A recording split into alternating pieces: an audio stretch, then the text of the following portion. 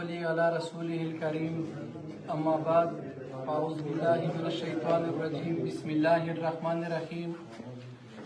نن بیا د میژ په وطن د میژ په پښتانه خوره باندې یو داسې شخصیت یو داسې لوړ کردار چې پیمان میژي په الفاظ کښې نشي ټولولی د مفتي منیر شاکر چې ډېر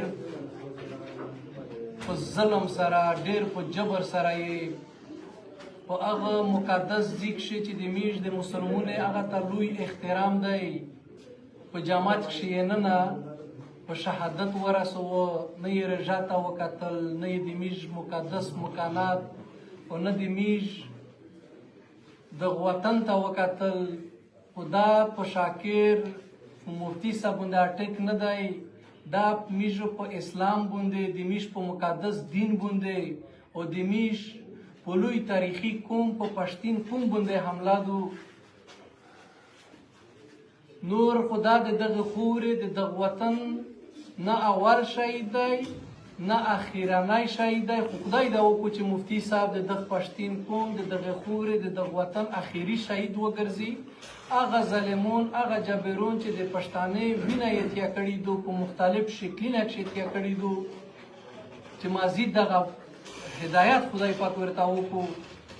نو انشاءالله میژ چې څومره هم پښتین قوم دی یا د میژ رښتینکی نسل دی د مفتي صاحب په شخصیت د مفتي صاحب په کردار باندې و فخر کو او خدای د میژ ټول ته توفیق وکړو چې د ده کردار د ده په دغه خوره په دغه وطن باندې څومره هم مزاحمت کړی دی هغه میژ په صحیح معنا باندې د ده په قدم لوټ شي، هغه مزاحمت میژ ژوندی وساتي.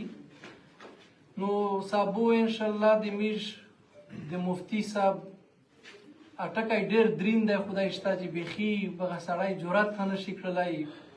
په 3 بجې و د مفتي صاحب د شهادت جنازه په بغیناران کښې په پېښور کښې لمانځي.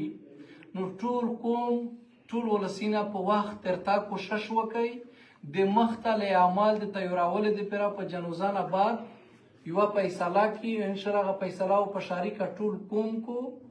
نو بیا هم ټول ته یایه چې مفتي صاحب ژوند دا د دغه خورې د دغه وطن دپاره قربان که، باید د ده قربانۍ میژ ضایع نه کړي، د ده دغه لوړ شخصیت میژ که ژوندی ساتي.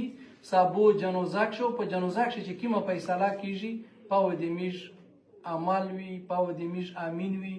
نو بیا یې ور ذکر کړه چې د میژ د مفتي صاحب د شهادت د جنازې لمینځو په 3 بجې په بغیناران کښې کېږي. نو ټول خلک کوشش وکړي چې په وخت راشي.